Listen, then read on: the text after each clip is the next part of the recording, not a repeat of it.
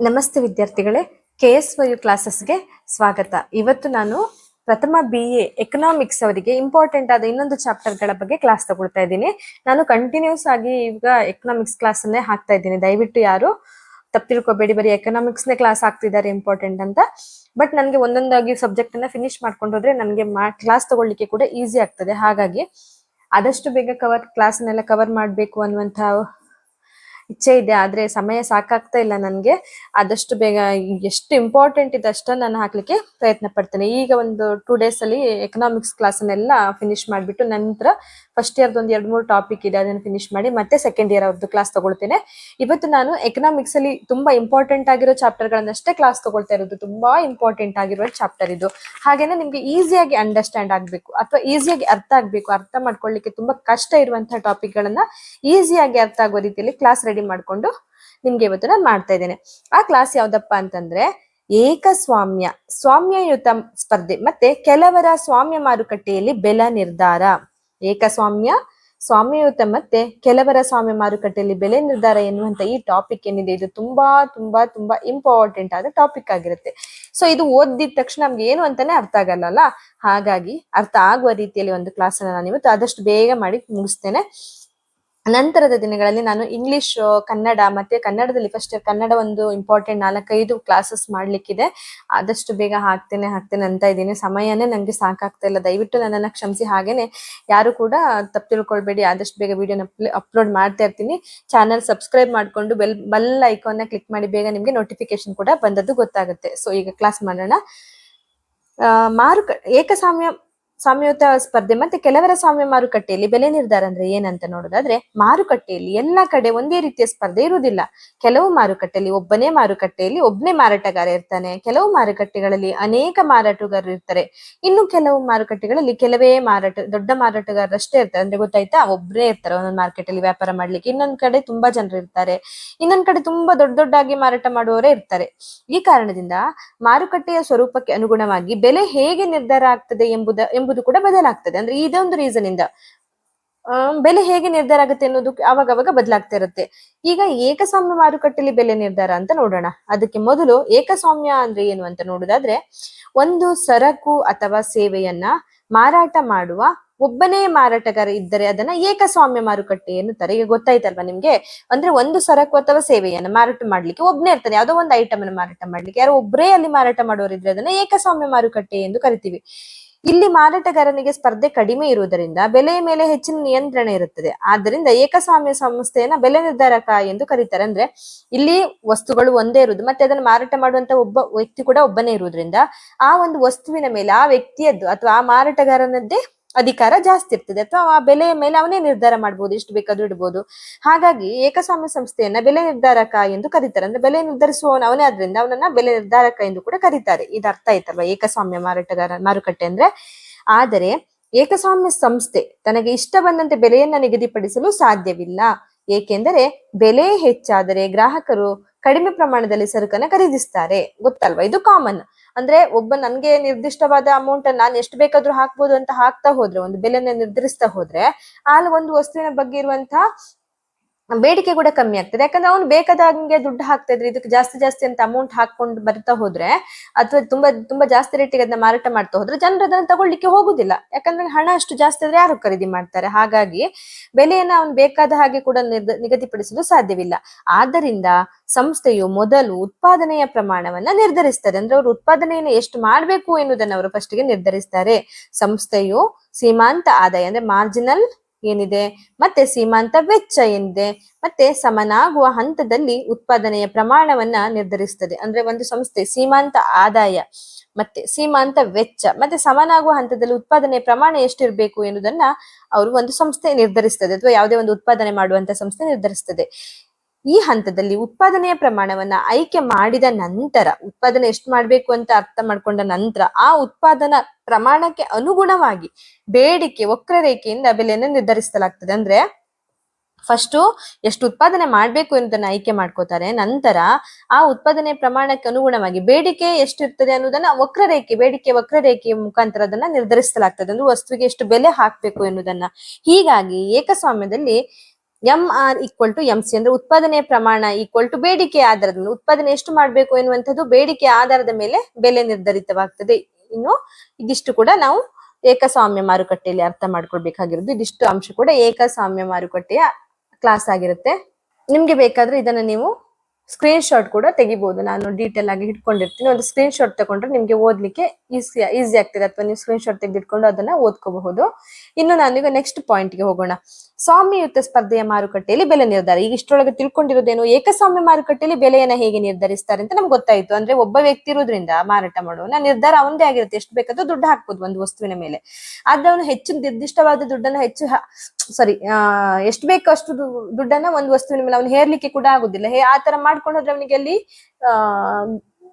ಬೇಡಿಕೆ ಕಡಿಮೆ ಆಗ್ತದೆ. ಹಾಗಾಗಿ ಅವನು ನಿರ್ಧಾರಕನಾಗಿದ್ರು ಕೂಡ, ಏಕಸ್ವಾಮ್ಯ ಸಂಸ್ಥೆಯನ್ನ ಬೆಲೆ ನಿರ್ಧಾರಕ ಅಂತ ಕರೆದ್ರು ಕೂಡ ಅವನು ಬೇಕಾದ ಹಾಗೆ ಬೆಲೆಯನ್ನು ಹಾಕ್ಲಿಕ್ಕೆ ಸಾಧ್ಯ ಇರುವುದಿಲ್ಲ. ಹಾಗಾಗಿ ಅವ್ರು ಏನ್ ಮಾಡ್ತಾರೆ ಅಂದ್ರೆ, ಮೊದಲು ಉತ್ಪಾದನೆಯ ಪ್ರಮಾಣವನ್ನ ನಿರ್ಧರಿಸ್ತಾರೆ. ಅಂದ್ರೆ ಎಷ್ಟು ಬೇಕು ಅಂದ್ರೆ ಉತ್ಪಾದನೆಯ ಪ್ರಮಾಣವನ್ನ ಆಯ್ಕೆ ಮಾಡ್ತಾರೆ ಫಸ್ಟ್. ನಂತರ ಪ್ರಮಾಣಕ್ಕೆ ಅನುಗುಣವಾಗಿ ಬೇಡಿಕೆಗೆ ಎಷ್ಟು ಬೆಲೆ ಹಾಕ್ಬೇಕು ಎನ್ನುವುದನ್ನ ವಕ್ರರೇಖೆ, ಬೇಡಿಕೆ ವಕ್ರರೇಖೆ ಎನ್ನುವಂತಹ ಒಂದು ಕಾನ್ಸೆಪ್ಟ್ ಮೂಲಕ ಆ ಒಂದು ವಸ್ತುವಿಗೆ ಎಷ್ಟು ಬೆಲೆ ಹಾಕ್ಬೇಕು ಅನ್ನೋದನ್ನ ನಿರ್ಧರಿಸ್ತಾರೆ. ಅಂದ್ರೆ ನೀವು ಇದೊಂದು ಬರಿಬಹುದು, MR=MC ಅಂದ್ರೆ ಉತ್ಪಾದನೆಯ ಪ್ರಮಾಣದ ಮೇಲೆ ಬೇಡಿಕೆಯ ಆಧಾರದ ಮೇಲೆ ಬೆಲೆಯನ್ನ ನಿರ್ಧರಿಸ್ತಾರೆ ಎಂಬುದನ್ನು ನೀವು ಬರಿಬಹುದು. MR=MC ಅಂತ ಬರೆದು ಇದನ್ನ ನೀವು ಎಕ್ಸ್ಪ್ಲೇನ್ ಕೊಡ್ತಾ ಹೋಗ್ಬೋದು. ಇನ್ನು ಸ್ವಾಮ್ಯಯುತ ಸ್ಪರ್ಧೆಯ ಮಾರುಕಟ್ಟೆಯಲ್ಲಿ ಬೆಲೆ ನಿರ್ಧಾರ, ಎರಡನೇದು ನಮ್ಗೆ ಬೇಕಾಗುವಂತ ಎರಡನೇ ಪಾಯಿಂಟ್. ಸ್ವಾಮ್ಯಯುತ ಮಾರುಕಟ್ಟೆಯಲ್ಲಿ ಬೆಲೆ ನಿರ್ಧಾರ. ಈಗ ಸ್ವಾಮ್ಯಯುತ ಸ್ಪರ್ಧೆ ಅಂದ್ರೆ ನೋಡೋಣ. ಇಲ್ಲಿ ಮಾರುಕಟ್ಟೆಯಲ್ಲಿ ಅನೇಕ ಮಾರಾಟಗಾರರು ಇರ್ತಾರೆ. ಆದ್ರೆ ಪ್ರತಿಯೊಬ್ಬನು ಮಾರಾಟಗಾರನು ಸರಕು ಮತ್ತು ಇತರ ಸರಕಿಂತ ಸ್ವಲ್ಪ ವಿಭಿನ್ನವಾಗಿರ್ತದೆ. ಅಂದ್ರೆ ಫಸ್ಟ್ ಅಲ್ಲಿ ಏನಾಗಿರುತ್ತೆ, ನಮ್ಗೆ ಈಗ ಮಾರುಕಟ್ಟೆಯಲ್ಲಿ ಯಾವ ತರವನ್ನ ನೋಡ್ತೀವಿ, ಒಂದು ಕಡೆಯಲ್ಲಿ ಒಬ್ಬನೇ ಮಾರಾಟಗಾರ ಇರ್ತಾನೆ, ಅದೇನಾಯ್ತು ಏಕಸ್ವಾಮ್ಯ ಆಯ್ತು. ಈಗ ಸ್ವಾಮ್ಯಯುತ ಮಾರುಕಟ್ಟೆಯಲ್ಲಿ ಏನಾಗುತ್ತೆ, ಅನೇಕ ಮಾರಾಟಗಾರರು ಇರ್ತಾರೆ. ಮತ್ತೆ ಪ್ರತಿಯೊಬ್ಬ ಮಾರಾಟಗಾರನ ಸರಕು ಇತರ ಸರಕಿಗಿಂತ, ಅಂದ್ರೆ ಒಬ್ರು ನಾವು ಅಂದ್ರೆ ತುಂಬಾ ಜನ ಇರ್ತಾರೆ. ಒಂದು ಫ್ಲವರ್ ಅಂತ ತಗೊಳ್ಳಿ, 4-5 ಜನನೋ 10-15 ಜನನು ಮಾರಾಟ ಮಾಡ್ತಿರ್ತಾರೆ. ಆದ್ರೆ ಪ್ರತಿಯೊಂದು ಅಂಗಡಿಗೂ ಹೋದ್ರು ಕೂಡ ವಿಭಿನ್ನವಾಗಿರ್ತದೆ. ಅವ್ರು ಇಟ್ಕೊಂಡ ಫ್ಲವರ್ ಇವ್ರು ಇಟ್ಕೊಂಡಾಗಿರೋದಿಲ್ಲ. ಕೆಲವೊಂದು ಬಾಡಿರ್ತದೆ, ಕೆಲವು ಸುಂದರವಾಗಿರ್ತವೆ, ಕೆಲವು ಚೆನ್ನಾಗಿರ್ತವೆ. ಹೀಗೆ ಅಂದ್ರೆ ಎಷ್ಟು ಮಾರಾಟಗಾರ ಇದ್ರು ಕೂಡ ಅಲ್ಲಿ ಇರುವಂತ ಸರಕುಗಳು ಒಬ್ಬರಿಗಿಂತ ಒಂದು ಸರಕುಗಳು ವಿಭಿನ್ನವಾಗಿರ್ತದೆ. ಉದಾಹರಣೆಗೆ ವಿವಿಧ ಬ್ರಾಂಡ್ಗಳ ಸೋಪು, ಶಾಂಪು, ಟೂತ್ ಪೇಸ್ಟ್ಗಳು ಇತ್ಯಾದಿ. ನಾನು ನಿಮ್ಗೊಂದು ಎಕ್ಸಾಂಪಲ್ ಈಗಾಗಲೇ ಕೊಟ್ಟಿದ್ದೀನಿ. ಹಾಗೇನೆ ಆ ಸರಕುಗಳಲ್ಲಿ ಬ್ರ್ಯಾಂಡ್, ಗುಣಮಟ್ಟ, ವಿನ್ಯಾಸ, ಪ್ಯಾಕಿಂಗ್ ಅಥವಾ ಸೇವೆಯಲ್ಲಿ ಕೂಡ ವ್ಯತ್ಯಾಸ ಇರಬಹುದು. ಇದನ್ನ ಸರಕು ವಿಭಿನ್ನತೆ ಅಂತ ಕೂಡ ಕರಿತೀವಿ. ಅಂದ್ರೆ ಸರಕುಗಳಿರುವಂತ ವಿಭಿನ್ನತೆ ಅಂತ ಕೂಡ ಕರಿತೀವಿ. ಇಲ್ಲಿ ಪ್ರತಿಯೊಂದು ಸಂಸ್ಥೆಗೂ ತನ್ನ ಸರಕಿನ ಮೇಲೆ ಸ್ವಲ್ಪ ನಿಯಂತ್ರಣ ಅಷ್ಟೇ ಇರುತ್ತದೆ. ಆದರೆ ಮಾರ್ಕೆಟ್ ನಲ್ಲಿ ಅನೇಕ ಸ್ಪರ್ಧಿಗಳು ಇರುವುದರಿಂದ ಹೆಚ್ಚಿನ ಬೆಲೆ ನಿಗದಿಪಡಿಸಲು ಸಾಧ್ಯವಿಲ್ಲ. ಅಂದ್ರೆ ಅವರವ್ರ ಹತ್ರ ಇರುವಂತಹ ಆ ಒಂದು ಸರಕಿನ ಮೇಲೆ ಅವರಿಗೆ ಸ್ವಲ್ಪವಾದ್ರೂ ನಿಯಂತ್ರಣ ಇದ್ದೇ ಇರ್ತದೆ. ಒಂದು 10-15 ರೂಪಾಯಿ ಡಿಫ್ರೆನ್ಸ್ ಅವ್ರು ಮಾಡಿಯೇ ಮಾಡ್ತಾರೆ. ಈಚ್ ಇಂಡಿವಿಜುವಲ್ ಏನು ಮಾರಾಟಗಾರ ಇರ್ತಾರೆ ಅವರು. ಆದ್ರೆ ಅಲ್ಲಿ ಸ್ಪರ್ಧೆ ಜಾಸ್ತಿ ಇರ್ತದೆ, ತುಂಬಾ ಜನ ಮಾರಾಟ ಮಾಡ್ತಾರಲ್ವಾ. ಇಲ್ಲಿ ಜಾಸ್ತಿ ಅಂದ್ರೆ ಕಡಿಮೆ ಇರೋ ಕಡೆ ಹೋಗ್ತಾರೆ ಜನರು. ಹಾಗಾಗಿ ಬೆಲೆ ನಿಗದಿಪಡಿಸಲು ಹೆಚ್ಚು ಹಾಕ್ಲಿಕ್ಕೆ ಅವರಿಗೆ ಸಾಧ್ಯ ಇರುವುದಿಲ್ಲ. ಇದೆಲ್ಲ ಈಸಿ ಕಾನ್ಸೆಪ್ಟ್, ನಮ್ಗೆ ದಿನನಿತ್ಯ ನಡೆಯುವಂತಹ ಏನಿದೆ ಅದೇ ಇಲ್ಲಿ ಎಕನಾಮಿಕ್ಸ್ ಅಲ್ಲಿ ಎಕ್ಸ್ಪ್ಲೇನ್ ಮಾಡಿದ್ದಾರೆ. ಈ ಸಾಮ್ಯಯುತ ಸ್ಪರ್ಧೆಯಲ್ಲಿಯೂ ಸಂಸ್ಥೆಯು ಸಾಮಾನ್ಯವಾಗಿ MR=MC ಆಗುವ ಹಂತದಲ್ಲಿ ಉತ್ಪಾದನೆಯ ಪ್ರಮಾಣವನ್ನ ನಿರ್ಧರಿಸ್ತದೆ. MR ಅಂದ್ರೆ ಗೊತ್ತಲ್ಲ ನಿಮ್ಗೆ, ಮಾರ್ಜಿನಲ್ ರೆವೆನ್ಯೂ, ಸೀಮಾಂತ ಆದಾಯ. MC ಅಂದ್ರೆ ಮಾರ್ಜಿನಲ್ ಕಾಸ್ಟ್, ಸೀಮಾಂತ ವೆಚ್ಚ. ಅಂದ್ರೆ ಸೀಮಾಂತ ಆದಾಯವು ಸೀಮಾಂತ ವೆಚ್ಚ ಆಗುವ ಹಂತದಲ್ಲಿ ಉತ್ಪಾದನೆ ಪ್ರಮಾಣ ಎಷ್ಟಿರ್ಬೇಕೆನ್ನುವುದನ್ನ ಸಂಸ್ಥೆ ನಿರ್ಧರಿಸ್ತದೆ. ನಂತರ ಆ ಉತ್ಪಾದನಾ ಪ್ರಮಾಣಕ್ಕೆ ಅನುಗುಣವಾಗಿ ಬೇಡಿಕೆಯ ಆಧಾರದ ಮೇಲೆ ಬೆಲೆಯನ್ನ ನಿರ್ಧರಿಸ್ತದೆ. ಅಂದ್ರೆ ಇಲ್ಲಿ ಹೇಗೆ ಬೆಲೆ ನಿರ್ಧಾರ ಮಾಡ್ತಾರೆ ಅಂತಂದ್ರೆ, ಅಲ್ಲಿ ಸೀಮಾಂತ ಆದಾಯ ಸೀಮಾಂತ ವೆಚ್ಚ ಆಗ್ಬೇಕಲ್ವಾ.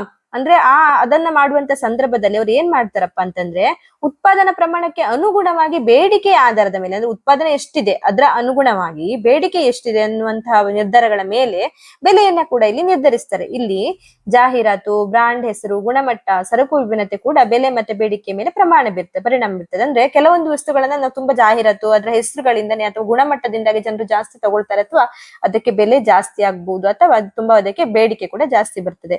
ಇದಿಷ್ಟು ಕೂಡ ನಮ್ಗೆ ಸ್ವಾಮ್ಯಯುತ ಮಾರುಕಟ್ಟೆಯಲ್ಲಿ ಬೆಲೆ ನಿರ್ಧಾರ ಆಯ್ತು, ಎರಡನೇ ಪಾಯಿಂಟ್ ಆಯ್ತು. ಈಗ ಮೂರನೆಯ ಪಾಯಿಂಟ್ ಅನ್ನು ನಾವು ನೋಡೋಣ.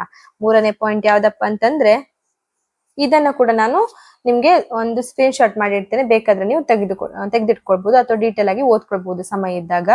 ಈಗ ಮೂರನೇದೇನು, ಕೆಲವರ ಸ್ವಾಮ್ಯ ಮಾರುಕಟ್ಟೆಯಲ್ಲಿ ಬೆಲೆ ನಿರ್ಧಾರ. ನಮ್ಮದು ಮೂರನೇ ಪಾಯಿಂಟ್. ಈಗ ಈಗಾಗ್ಲೇ ನಾವು ಏಕಸ್ವಾಮ್ಯ ನೋಡಿದೇವೆ ಅಂದ್ರೆ ಒಬ್ಬನೇ ವ್ಯಕ್ತಿ ಒಂದು ವಸ್ತುವನ್ನ ಮಾರಾಟ ಮಾಡುವಂತದ್ದು. ಸ್ವಾಮ್ಯಯುತ ಅಂದಾಗ ಏನಾಯ್ತು, ಅಲ್ಲಿ ಅನೇಕ ಜನರು ಇರ್ತಾರೆ, ವಿಭಿನ್ನತೆಗಳಿರ್ತದೆ ಅವರು ಮಾರಾಟ ಮಾಡುವಂತ ವಸ್ತುಗಳಲ್ಲಿ. ಹಾಗಾಗಿ ಅಲ್ಲಿರುವಂತಹ ವಸ್ತುಗಳ ಅವ್ರು ಹೇಗೆ ಅದನ್ನ ಬೆಲೆ ನಿರ್ಧರಿಸ್ತಾರೆ ಅಂತಂದ್ರೆ ಉತ್ಪಾದನಾ ಪ್ರಮಾಣಕ್ಕೆ ಅನುಗುಣವಾಗಿ ಬೇಡಿಕೆ ಆಧಾರದ ಮೇಲೆ ಬೆಲೆಯನ್ನ ನಿರ್ಧರಿಸ್ತಾರೆ.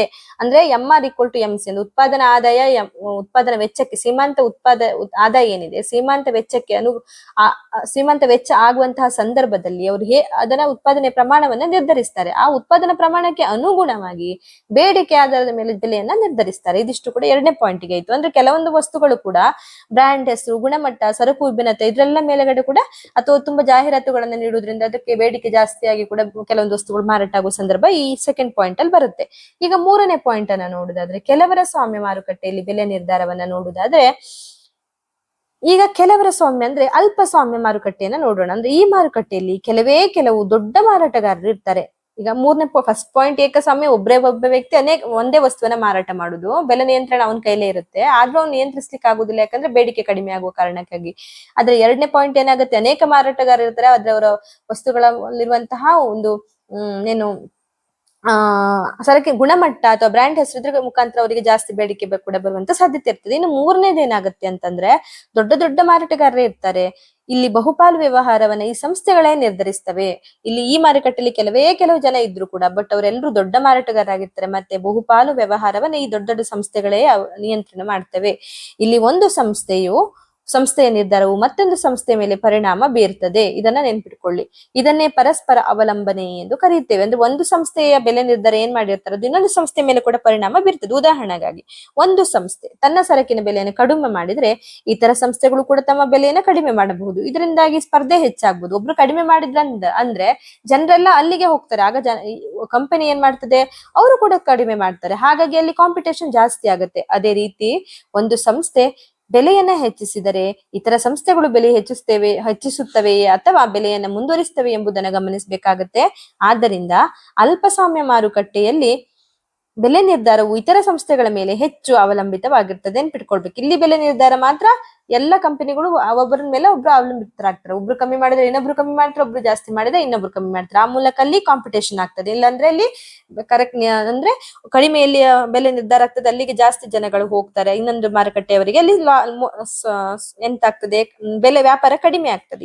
ಈ ಕಾರಣದಿಂದ ಅಲ್ಪಸ್ವಾಮ್ಯ ಮಾರುಕಟ್ಟೆಯಲ್ಲಿ ಬೆಲೆ ನಿರ್ಧಾರ ಇತರ ಸಂಸ್ಥೆಗಳ ಮೇಲೆ ಅಥವಾ ಇತರ ಸಂಸ್ಥೆಗಳ ನಿರ್ಧಾರಗಳ ಮೇಲೆ ಹೆಚ್ಚು ಅವಲಂಬಿತವಾಗಿರುತ್ತೆ. ಕೆಲವು ಸಂಸ್ಥೆಗಳು ಪರಸ್ಪರ ಒಪ್ಪಂದ ಮಾಡಿಕೊಂಡು ಬೆಲೆ ಮತ್ತು ಉತ್ಪಾದನೆಯನ್ನು ನಿರ್ಧರಿಸಬಹುದು. ಅಥವಾ ಕೆಲವರು ಹಂಗೆ ಮಾಡ್ತಾರೆ, ಅಂದ್ರೆ ಅವರವರು ಒಪ್ಪಂದ ಮಾಡ್ಕೋತಾರೆ, ನೀವು ಇಷ್ಟೇ ಮಾಡ್ಬೇಕು, ಇಷ್ಟಕ್ಕೆ ಮಾರಾಟ ಮಾಡ್ಬೇಕು ಅನ್ನೋದನ್ನೆಲ್ಲ ಅವರು ನಿರ್ಧಾರ ಮಾಡ್ತಾರೆ. ಇನ್ನು ಕೆಲವೊಮ್ಮೆ ಯಾವುದೇ ಒಪ್ಪಂದ ಇಲ್ಲದೆ ಪರಸ್ಪರ ಅವ್ರು ಕಾಂಪಿಟೇಷನ್ ಅಷ್ಟೇ ಮಾಡ್ತಾರೆ. ಅಂದ್ರೆ ಎರಡು ಕಂಪನಿಗಳ ನಡುವೆ ಏನು ಒಪ್ಪಂದಗಳಿರುವುದಿಲ್ಲ ಅಥವಾ ಅವರು ಮಾತಾಡ್ಕೊಳ್ಳುವುದಿಲ್ಲ. ಬಟ್ ಅವ್ರವ್ರಿಗೆ ಬೇಕಾದ ರೇಟ್ ಹಾಕೊಂಡು ಅವ್ರವ್ರು ಅದನ್ನ ಅಡ್ಜಸ್ಟ್ ಮಾಡ್ಕೊಂಡು ಕಾಂಪಿಟೇಷನ್ ಮಾಡ್ಕೊಂತ ಹೋಗ್ತಾರೆ. ಹೀಗಾಗಿ ಅಲ್ಪಸ್ವಾಮ್ಯ ಮಾರುಕಟ್ಟೆಯಲ್ಲಿ ಬೆಲೆ ನಿರ್ಧಾರವು ಸ್ವಲ್ಪ ಸಂಕೀರ್ಣ ಆಗಿರುತ್ತೆ. 3 ಮಾರುಕಟ್ಟೆಗಳನ್ನ ಈಗ ಸುಲಭವಾಗಿ ನೆನ್ಪಿಟ್ಕೊಳ್ಳೋದಾದ್ರೆ ಇನ್ನೊಂದು ಪಾಯಿಂಟ್ ಹೇಳ್ತೇನೆ. ಒಂದು ಫಸ್ಟ್ನೇದು ಏನಿರುತ್ತೆ, ಏಕಸ್ವಾಮ್ಯದಲ್ಲಿ ಒಬ್ಬ ಮಾರಾಟಗಾರ ಇರ್ತಾನೆ, ಸ್ಪರ್ಧೆ ಕಡಿಮೆ ಇರುತ್ತೆ, ಬೆಲೆ ಮೇಲೆ ಹೆಚ್ಚಿನ ನಿಯಂತ್ರಣ ಮಾಡ್ಲಿಕ್ಕೆ ಕೂಡ ಸಾಧ್ಯ ಆಗುತ್ತೆ. ಇನ್ನು ಎರಡನೆಯದು ಸಾಮ್ಯಯುತ ಮಾರುಕಟ್ಟೆ. ಇದು ಏಕಸ್ವಾಮ್ಯ, ಇದು ಸಾಮ್ಯಯುತ ಸ್ಪರ್ಧೆ ಆಗಿದ್ರೆ, ಸಾಮ್ಯಯುತ ಸ್ಪರ್ಧೆಯಲ್ಲಿ ಅನೇಕ ಮಾರಾಟಗಾರರು ಇರ್ತಾರೆ, ಸರಕುಗಳಲ್ಲಿ ವಿಭಿನ್ನತೆ ಇರುತ್ತೆ, ಬೆಲೆಯ ಮೇಲೆ ಸೀಮಿತ ಮಾತ್ರ ನಿಯಂತ್ರಣ, ಜಾಸ್ತಿ ನಿಯಂತ್ರಣ ಮಾಡ್ಲಿಕ್ಕೆ ಸಾಧ್ಯ ಆಗಿರುವುದಿಲ್ಲ. ಇದು ಎರಡನೇದಾಯ್ತು. ಇನ್ನು ಮೂರನೆಯದು ಕೆಲವರ ಸ್ವಾಮ್ಯ ಅಥವಾ ಅಲ್ಪಸ್ವಾಮ್ಯ. ಅಂದ್ರೆ ಇಲ್ಲಿ ಕೆಲವು ದೊಡ್ಡ ಮಾರಾಟಗಾರರು ಇರ್ತಾರೆ, ಪರಸ್ಪರ ಒಬ್ಬರನ್ನೊಬ್ರು ಅವಲಂಬಿತರಾಗಿರ್ತಾರೆ. ಇತರ ಸಂಸ್ಥೆಗಳ ನಿರ್ಧಾರವನ್ನು ಗಮನಿಸಿ ಇಲ್ಲಿ ಬೆಲೆಯನ್ನ ನಿರ್ಧರಿಸಲಾಗ್ತದೆ. ಆದ್ದರಿಂದ ಮಾರುಕಟ್ಟೆಯಲ್ಲಿ ಮಾರಾಟಗಾರರ ಸಂಖ್ಯೆ ಮತ್ತೆ ಸ್ಪರ್ಧೆಯ ಪ್ರಮಾಣವು ಬೆಲೆ ನಿರ್ಧಾರದ ಮೇಲೆ ಬಹಳ ಮುಖ್ಯವಾದ ಪರಿಣಾಮವನ್ನು ಬೀರ್ತದೆ. ಅಂದ್ರೆ ಮಾರ್ಕೆಟ್ನಲ್ಲಿ ಮಾರಾಟಗಾರರು ಎಷ್ಟಿರ್ತಾರೆ ಅವರ ಸಂಖ್ಯೆ ಮತ್ತೆ ಸ್ಪರ್ಧೆಯ ಪ್ರಮಾಣ ಬೆಲೆ ನಿರ್ಧಾರದ ಮೇಲೆ ಬಹಳ ಪರಿಣಾಮವನ್ನು ಬೀರ್ತದೆ. ಇದೆಲ್ಲ ನಮ್ಗೆ ಗೊತ್ತಿರುವಂತಹ ವಿಷಯಗಳು. ನಾವೊಂದು ವ್ಯಾಪಾರ ದಿನನಿತ್ಯ ಜೀವನದಲ್ಲಿ ಏನಾದ್ರೂ ಒಂದು ತರಕಾರಿಗಳನ್ನ ವಸ್ತುಗಳನ್ನ ತಗೊಂಡು ಬರ್ತಾ ಇರೋರಿಗಿಲ್ಲ ಇದೊಂದು ಈಸಿಯಾಗಿ ಅರ್ಥ ಆಗಿರುವಂತಹ ವಿಷಯಗಳನ್ನ ಇಲ್ಲಿ ಪಠ್ಯಭಾಗದಲ್ಲಿ ಕೂಡ ಕೊಟ್ಟಿರ್ತಾರಷ್ಟೇ. ಇನ್ನು ಏಕಸ್ವಾಮ್ಯದಲ್ಲಿ ಒಬ್ಬ ಮಾರಾಟಗಾರನ ನಿಯಂತ್ರಣ ಮುಖ್ಯ ಆಗಿರುತ್ತೆ. ಸಾಮ್ಯಯುತ ಸ್ಪರ್ಧೆಯಲ್ಲಿ ಸರಕುಗಳ ವಿಭಿನ್ನತೆ ಮತ್ತೆ ಸ್ಪರ್ಧೆ ಮುಖ್ಯ ಆಗಿರುತ್ತೆ. ಇನ್ನು ಅಲ್ಪ ಸಾಮ್ಯದಲ್ಲಿ ಪರಸ್ಪರ ಅವಲಂಬನೆ ಮುಖ್ಯ ಆಗಿರುತ್ತೆ. ಸೊ ಈ 3 ಪಾಯಿಂಟ್ ಗಳನ್ನು ಕೂಡ ನಾವು ನೆನ್ಪಿಟ್ಕೋಬೇಕಾಗತ್ತೆ. ಇದಿಷ್ಟನ್ನು ಕೂಡ ನೀವು ಬೇಕಾದಲ್ಲಿ ಸ್ಕ್ರೀನ್ ಶಾಟ್ ಅನ್ನ ತೆಗೆದಿಟ್ಕೊಳ್ಳಿ, ನಿಮ್ಗೆ ಓದ್ಲಿಕ್ಕೆ ಈಸಿ ಆಗುತ್ತೆ. ಇನ್ನು ಇದೇ ಏಕಸ್ವಾಮ್ಯ ಸಾಮ್ಯಯುತ ಸ್ಪರ್ಧೆ ಮತ್ತೆ ಕೆಲವರ ಮಾರುಕಟ್ಟೆಯಲ್ಲಿ ಬೆಲೆ ನಿರ್ಧಾರ, ಎಷ್ಟು ಈಸಿ ಆದ ಒಂದು ಟಾಪಿಕ್ ಇದಾಗಿರುತ್ತೆ. ಇದನ್ನೇ ನಾವು ಈಗ ಇಷ್ಟೊತ್ತು ಮಾಡಿರುವಂತ ಕ್ಲಾಸ್ ಇಲ್ಲಿ ಏಕಸ್ವಾಮ್ಯ, ನೀವು ಈಗ ಒಂದೊಂದೇ ಪಾಯಿಂಟ್ ಅನ್ನು ನೆನ್ಪಿಟ್ಕೊಳ್ಳಿ. ಏಕಸ್ವಾಮ್ಯ ಅಂದ್ರೇನು? ಒಬ್ಬರೇ ಇರ್ತಾರೆ, ಒಂದೇ ವಸ್ತುವನ್ನು ಮಾರಾಟ ಮಾಡ್ತಾರೆ, ಬೆಲೆ ನಿಯಂತ್ರಣ ಅವನ ಹತ್ರ ಇರುತ್ತೆ. ಬೆಲೆ ನಿಯಂತ್ರಣ ಅವನ ಹತ್ರನೇ ಎಷ್ಟು ಬೇಕಾದ್ರೂ ಮಾಡಿದ್ರೆ ಏನಾಗುತ್ತೆ, ಬೇಡಿಕೆ ಕಡಿಮೆ ಆಗುತ್ತೆ. ಆಗ ಅವನು ಏನ್ ಮಾಡ್ಬೇಕು, ಅವನು ಉತ್ಪಾದನಾ ಪ್ರಮಾಣದಕ್ಕನುಗುಣವಾಗಿ ಬೇಡಿಕೆ ಎಷ್ಟಿದೆ ಅಂತ ನೋಡ್ಕೊಂಡು ಅದ್ರ ಮೇಲೆ ಅವನು ಅದಕ್ಕೆ ಬೆಲೆಯನ್ನ ನಿರ್ಧರಿಸಬೇಕು. ಈಗಾಗಲೇ ನಾನು ಕ್ಲಾಸ್ ಮಾಡಿದ್ದೀನಿ, ನೀವು ಇದನ್ನ ರೀಕಾಲ್ ಮಾಡಿ ಇನ್ನೊಂದ್ಸಲ ಫಸ್ಟ್ ಇಂದ ಪುನಃ ರಿಪೀಟ್ ನೋಡ್ಕೊಂತ ಬಂದ್ರೆ ನಿಮ್ಗೆ ಇದು ಅರ್ಥ ಆಗುತ್ತೆ. ಇನ್ ಕೇಸ್ ಇದ್ರ ಕ್ಲಾಸ್ ಇದು ನಿಮ್ಗೆ ಯಾರಿಗಾದ್ರೂ ಬೇಕಿದ್ದಲ್ಲಿ ನನಗೆ ಕಮೆಂಟ್ ಮೂಲಕ ತಿಳಿಸಿದ್ರೆ ನಾನು ಅದನ್ನ ಡಿಸ್ಕ್ರಿಪ್ಷನ್ ಅಲ್ಲಿ ಹಾಕ್ತೇನೆ. ಇನ್ನು ಇದಿಷ್ಟು ಅರ್ಥ ಆಯ್ತಲ್ಲ, ಪಾಯಿಂಟ್ ಅರ್ಥ ಆಯ್ತಲ್ಲ. ಕೊನೆಗೆ ನಾವು ಈ ಒಂದು ಕ್ಲಾಸ್ ನ ರೀಕಾಲ್ ಮಾಡೋಣ. ಅಂದ್ರೆ ಏಕಸ್ವಾಮ್ಯ ಮಾರುಕಟ್ಟೆ ಅಲ್ಲ, ಏಕಸ್ವಾಮ್ಯ, ಸ್ವಾಮ್ಯಯುತ ಸ್ಪರ್ಧೆ ಮತ್ತೆ ಕೆಲವರ ಮಾರುಕಟ್ಟೆಯಲ್ಲಿ ಬೆಲೆ ನಿರ್ಧಾರ ಅಂದ್ರೆ ಏನು? ಮೊದಲಿಗೆ ಏಕಸ್ವಾಮ್ಯ ಮಾರುಕಟ್ಟೆಯಲ್ಲಿ ಒಬ್ಬನೇ ಒಂದು ಸರಕು ಮತ್ತೆ ಸೇವೆ ಒಬ್ಬನೇ ಮಾರಾಟ ಮಾಡ್ತಾನೆ, ಅವನಿಗೆ ಹಕ್ಕು ಕೂಡ ಇರುತ್ತೆ ಬೆಲೆಯನ್ನ ನಿರ್ಧರಿಸುವಂತದ್ದು. ಆದ ಕಾರಣ ಅವನನ್ನ ಬೆಲೆ ನಿರ್ಧಾರಕ ಅಥವಾ ಏಕಸ್ವಾಮ್ಯ ಸಂಸ್ಥೆ ಏನಿದೆ ಅವರನ್ನ ಬೆಲೆ ನಿರ್ಧಾರಕರು ಅಂತ ಕರೀತಾರೆ. ಆದ್ರೆ ಅವರಿಗೆ ಬೆಲೆ ನಿರ್ಧರಿಸಲು ಆಗುದಿಲ್ಲ, ಕಂಪ್ಲೀಟ್ ಆಗಿ ಎಷ್ಟು ಬೇಕಷ್ಟು ಹಾಕ್ಲಿಕ್ಕೆ ಆಗುದಿಲ್ಲ. ಯಾಕೆ ಅಂದ್ರೆ ಅಲ್ಲಿ ಬೇಡಿಕೆ ಕಡಿಮೆ ಆಗ್ತದೆ, ಜಾಸ್ತಿ ದುಡ್ಡು ಹಾಕಿದಾಗ ಜನರು ಅಲ್ಲಿ ಖರೀದಿ ಮಾಡ್ಲಿಕ್ಕೆ ಜನ ಬರುವುದಿಲ್ಲ. ಆದ ಕಾರಣ ಅಲ್ಲಿ ವೆಚ್ಚ ಜಾಸ್ತಿ, ಅವರಿಗೆ ಜಾಸ್ತಿ ಬೆಲೆಯನ್ನ ಹಾಕ್ಲಿಕ್ಕೆ ಸಾಧ್ಯವಿರುವುದಿಲ್ಲ. ಆದ್ರಿಂದ ಅವರು ಉತ್ಪಾದನೆಯ ಪ್ರಮಾಣವನ್ನ ಫಸ್ಟ್ ನಿರ್ಧರಿಸ್ತಾರೆ. ಅಂದ್ರೆ marginal revenue equal to marginal cost ಆಗ್ಬೇಕು ಎಂಬ ಹಂತದಲ್ಲಿ ಉತ್ಪಾದನೆಯ ಪ್ರಮಾಣವನ್ನ ಆಯ್ಕೆ ಮಾಡಿದ ನಂತರ, ಎಷ್ಟು ಉತ್ಪಾದನೆ ಬೇಕು ಅಂತ ಆಯ್ಕೆ ಮಾಡಿದ ನಂತರ ಆ ಉತ್ಪಾದನಾ ಪ್ರಮಾಣಕ್ಕೆ ಅನುಗುಣವಾಗಿ ಬೇಡಿಕೆ ವಕ್ರರೇಖೆಯಿಂದ ಬೆಲೆಯನ್ನ ನಿರ್ಧರಿಸ್ತಾರೆ. ಹೀಗಾಗಿ ಏಕಸ್ವಾಮ್ಯದಲ್ಲಿ MR ಈಕ್ವಲ್ ಟು MC ಅಂದ್ರೆ ಉತ್ಪಾದನೆಯ ಪ್ರಮಾಣ, ಬೇಡಿಕೆಯ ಆಧಾರದ ಮೇಲೆ ಬೆಲೆಯನ್ನ ನಿರ್ಧರಿಸ್ತಾರೆ. ಇದೊಂದು ಫಸ್ಟ್ ಪಾಯಿಂಟ್ ಆಯ್ತು. ಸೆಕೆಂಡ್ ಪಾಯಿಂಟ್ ಏನು? ಅನೇಕ ಮಾರಾಟಗಾರರು ಇರ್ತಾರೆ, ಪ್ರತಿಯೊಬ್ಬ ಮಾರಾಟಗಾರನ ಸರಕು ಮತ್ತು ಇತರ ಸರಕಿಗಿಂತ ವಿಭಿನ್ನವಾಗಿರ್ತದೆ. ಉದಾಹರಣೆಗೆ ವಿವಿಧ ಬ್ರಾಂಡ್ಗಳ ಸೋಪು, ಟೂತ್ ಪೇಸ್ಟ್ಗಳು. ಅಂದ್ರೆ ಒಬ್ರು ಲಕ್ಸ್ ಯೂಸ್ ಮಾಡಿದೆ, ಇನ್ನೊಬ್ರು ಅಲ್ಲಿ ಸಂತೂರ್ ಇರುತ್ತೆ, ಇನ್ನೊಂದ್ ಕಡೆ ಇನ್ಯಾವುದೋ ಸೋಪ್ಗಳನ್ನ ಇಟ್ಟಿರ್ತಾರೆ. ಸೊ ಅವರ ಗುಣಮಟ್ಟ ಅದರ ವಿಶೇಷತೆ, ಅದಕ್ಕೆ ಕೊಡುವಂತ ಜಾಹೀರಾತು, ಇದ್ರೆಲ್ಲ ಮುಖಾಂತರ ಅಲ್ಲಿ ಕಾಂಪಿಟೇಷನ್ ಸ್ಟಾರ್ಟ್ ಆಗ್ತದೆ. ಆ ಮುಖಾಂತರ ಬೆಲೆ ನಿರ್ಧಾರಗಳನ್ನ ನೀಡಬಹುದಾಗಿದೆ. ಇನ್ನು ಮೂರನೇ ಪಾಯಿಂಟ್ ಏನಾಗುತ್ತೆ, ಸ್ವಾಮ್ಯಯುತ ಮಾರುಕಟ್ಟೆಯಲ್ಲಿ ಅಥವಾ ಅಲ್ಪ ಸ್ವಾಮ್ಯ ಅಥವಾ ಕೆಲವರ ಸ್ವಾಮ್ಯ ಮಾರುಕಟ್ಟೆ ಅಂತ ಹೇಳ್ತಾರೆ. ಕೆಲವರ ಸ್ವಾಮ್ಯ ಅಂತ ಅಂದ್ರೆ ಏನರ್ಥ ಆಗುತ್ತೆ, ಅಲ್ಲಿ ಅನೇಕ ಮಾರಾಟಗಾರರು ಇರುವುದಿಲ್ಲ, ಕೆಲವು ಮಾರಾಟಗಾರರು ಇರ್ತಾರೆ. ಮಾರುಕಟ್ಟೆಯ ಬಹುಪಾಲು ವ್ಯವಹಾರವನ್ನ ಈ ಸಂಸ್ಥೆಗಳು ನಿರ್ಧರಿಸ್ತವೆ. ಮತ್ತೆ ಪರಸ್ಪರ ಅವಲಂಬನೆಯಲ್ಲಿ ತುಂಬಾ ಮುಖ್ಯ ಆಗಿರುತ್ತೆ. ಒಂದು ಸಂಸ್ಥೆಯ ಬೆಲೆ ನಿರ್ಧಾರದ ಮೇಲೆ ಇನ್ನೊಂದು ಸಂಸ್ಥೆ ಪರಿಣಾಮ ಬೀರುತ್ತೆ. ಒಂದು ಸರಕಿಗೆ ಒಬ್ರು ಕಡಿಮೆ ಬೆಲೆ ಮಾಡಿದ್ರೆ ಇತರ ಸಂಸ್ಥೆಗಳು ಕೂಡ ತಮ್ಮ ಬೆಲೆಯನ್ನು ಕಡಿಮೆ ಮಾಡಬಹುದು. ಇದರಿಂದ ಅಲ್ಲಿ ಸ್ಪರ್ಧೆ ಹೆಚ್ಚಾಗುತ್ತೆ. ಅದೇ ರೀತಿ ಬೆಲೆಯನ್ನು ಹೆಚ್ಚಿಸಿದರೆ ಕೂಡ ಇನ್ನೊಂದು ಸಂಸ್ಥೆಗಳು, ಇನ್ನು ಉಳಿದ ಸಂಸ್ಥೆಗಳು ಕೂಡ ಹೆಚ್ಚಿಸ್ತವೆ ಬೆಲೆಯನ್ನ. ಆಗ ಅಲ್ಲಿ ಸ್ಪರ್ಧೆಯ ಒಂದು ಕಾಂಪಿಟೇಷನ್ ಈಕ್ವಲ್ ಆಗಿ ನಡೆಯುತ್ತದೆ. ಇಲ್ಲಿ ಮಾತ್ರ ಬೆಲೆ ನಿರ್ಧಾರಗಳು, ಒಂದು ಕಂಪನಿಯ ಬೆಲೆ ನಿರ್ಧಾರ ಇನ್ನೊಂದು ಕಂಪನಿಯ ಬೆಲೆ ನಿರ್ಧಾರದ ಮೇಲೆ ಹೆಚ್ಚು ಪರಿಣಾಮ ಬೀರುತ್ತೆ. ಹಾಗಾಗಿ ಇಲ್ಲಿ ಏನ್ ಮಾಡ್ತಾರೆ ಕೆಲವರು ಅಂತಂದ್ರೆ, ಪರಸ್ಪರ ಒಪ್ಪಂದ ಮಾಡಿಕೊಂಡು ಬೆಲೆ ಮತ್ತೆ ಉತ್ಪಾದನೆಯನ್ನು ನಿರ್ಧರಿಸ್ತಾರೆ. ಕೆಲವೊಮ್ಮೆ ಯಾವ ಒಪ್ಪಂದ ಇಲ್ಲದೇನೆ ಅಲ್ಲಿ ಸ್ಪರ್ಧೆ ಆಗಿರುತ್ತೆ. ಹೀಗಾಗಿ ಏನಾಗುತ್ತೆ, ಅಲ್ಪ ಸ್ವಾಮ್ಯ ಮಾರುಕಟ್ಟೆಯಲ್ಲಿ ಬೆಲೆ ನಿರ್ಧಾರ ಸ್ವಲ್ಪ ಸಂಕೀರ್ಣ, ಕಷ್ಟ ಅಂತ ಅನ್ಸ್ಬೋದು. ಈಗ ನಾವು ಓವರ್ ಆಲ್ ಅಂದ್ರೆ ಫಸ್ಟ್ ಏಕಸ್ವಾಮ್ಯ, ಎರಡನೇದು ಸ್ವಾಮ್ಯಯುತ ಸ್ಪರ್ಧೆ, ಮೂರು ಕೆಲವರ ಸ್ವಾಮ್ಯ. ಇದು 3 ಪಾಯಿಂಟ್ ಅನ್ನ ನಾನು ಈಗಾಗಲೇ ಹೇಳಿದ್ದೀನಲ್ಲ, ಮತ್ತೆ ಪುನಃ ಎಕ್ಸ್ಪ್ಲೇನ್ ಮಾಡ್ಲಿಕ್ಕೆ ಹೋಗುದಿಲ್ಲ. ಇದಿಷ್ಟನ್ನ ಬರ್ದ್ರೆ ಇದೊಂದು ಟಾಪಿಕ್ ನೀವು ಎಕ್ಸಾಮ್ಗೆ ಬರೀಲಿಕ್ಕೆ ಸಾಧ್ಯ ಆಗುತ್ತೆ, ಈಸಿ ಆಗುತ್ತೆ. ಹಾಗೆ ನಾನು ಈಗ ಏನ್ ಹೇಳಿದ್ದೀನಲ್ವಾ, ಇದನ್ನ ನೀವು ಎಕ್ಸಾಂಪಲ್ ಗಳ ಮೂಲಕ ನೀವಿಲ್ಲ ಆನ್ಸರ್ ಕೊಡ್ತಾ ಹೋಗ್ಬೋದು. ಖಾಲಿ ಇಷ್ಟನ್ನೇ ಬರ್ದೆ ನಿಮ್ಗೆ ಕಡಿಮೆ ಅನ್ಸುತ್ತೆ ಅಂತಂದ್ರೆ ಇನ್ನು ಸ್ವಲ್ಪ ಈಗ ನಾನು ಈಗಾಗ್ಲೇ ಹೇಳಿದ್ರೆ, ಒಂದೇ ಮಾರುಕಟ್ಟೆಯಲ್ಲಿ ಒಬ್ಬ ವ್ಯಕ್ತಿ ಒಂದು ವಸ್ತುವನ್ನ ಮಾರಾಟ ಮಾಡ್ತಾರೆ ಅಂದಾಗ ನೀವು ಒಂದು ವಸ್ತುವನ್ನ ಮಾಡಬಹುದು. ಯಾವುದೇ ಒಂದು ವಸ್ತುವನ್ನ ಈಗ ಜಸ್ಟ್ ನಾನು ಎಕ್ಸಾಂಪಲ್ ಕೊಂಡು ಎಳನೀರನ್ನು ತಗೊಳ್ಳಿ, ಅಲ್ಲಿ ಅದು ಒಂದು ವಸ್ತು ಒಬ್ಬನೇ ಮಾರಾಟ ಮಾಡ್ತಾನೆ. ಹಾಗಾಗಿ ಅವನು ಎಷ್ಟು ಬೇಕಾದ್ರೂ ಅದಕ್ಕೆ ಹಣ ಹಾಕಬಹುದು, ಅವನ ನಿಯಂತ್ರಕ ಅಥವಾ ನಿರ್ಧಾರಕನಾಗಿರ್ತಾನೆ. ಆದ್ರೆ ಅವನು ಬೇಕಾಬಿಟ್ಟಿ ಹಣವನ್ನ ಹಾಕಿದ್ರಲ್ಲಿ ಯಾರು ಖರೀದಿ ಮಾಡ್ಲಿಕ್ಕೆ ಬರುದಿಲ್ಲ. ಹಾಗಾಗಿ ಅಲ್ಲಿ ಜನರ ಬೇಡಿಕೆ ಎಷ್ಟಿದೆ ಅದು ಮತ್ತೆ ಉತ್ಪಾದನೆಯ ಪ್ರಮಾಣದ ಮೇಲೆ ಅಲ್ಲಿ ಬೆಲೆಯನ್ನ ಅವನು ನಿರ್ಧರಿಸ್ತಾನೆ. ಇದನ್ನ ಕೂಡ ಹೀಗೆ ನೀವು ಡಿಟೇಲ್ ಆಗಿ ಎಲ್ಲವನ್ನ ಪಾಯಿಂಟ್ಸ್ ಗೆ ಕೂಡ ನಿಮ್ಗೆ ಈಗ ಟಾಪಿಕ್ ಏನಂತ ಅರ್ಥ ಆದ್ಮೇಲೆ ಎಕ್ಸ್ಪ್ಲೇನ್ ನೀವು ಉದಾಹರಣೆಗಳ ಮುಖಾಂತರ ನೀವೇ ಅಲ್ಲಿ ಕೊಡ್ಲಿಕ್ಕೆ ಸಾಧ್ಯ ಆಗ್ತದೆ ಸ್ನೇಹಿತರೆ. ಸೊ ಈ ಕ್ಲಾಸ್ ನಿಮ್ಗೆ ಇಷ್ಟವಾದಲ್ಲಿ ದಯವಿಟ್ಟು ನನಗೆ ಕಮೆಂಟ್ ಮೂಲಕ ತಿಳಿಸಿ. ಮತ್ತೆ ನಿಮ್ಗೆ ಇದಕ್ಕೆ ಇನ್ನೂ ಎಕ್ಸ್ಟ್ರಾ ಎಕ್ಸ್ಪ್ಲನೇಷನ್ ಎಲ್ಲ ಬೇಕಿದ್ರೆ ಇಲ್ಲಿ ಎಕನಾಮಿಕ್ಸ್ ಪಠ್ಯ ಭಾಗದಲ್ಲಿ ಕೂಡ ನಿಮ್ಗೆ